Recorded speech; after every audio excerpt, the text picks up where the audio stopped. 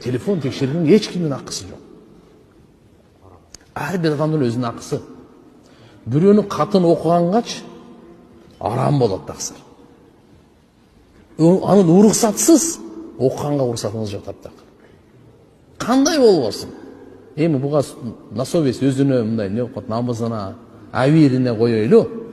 Бирок күйөөсү аялыныкын текшерип, аялы күйөөсүнүкүн текшерип, болбойт. Бул адамдын айыбын аркасынан түшкөнгө барабардагы Пайгамбар саллаллаху алейхи ва саллям айткан кимде ким бирөөнүн айыбын аркасынан түшсө, эртеге кеч сөз Алла Таала анын айыбын ачып коет, үйүндө отургузуп болсун да. Сөз ачат Алла Таала.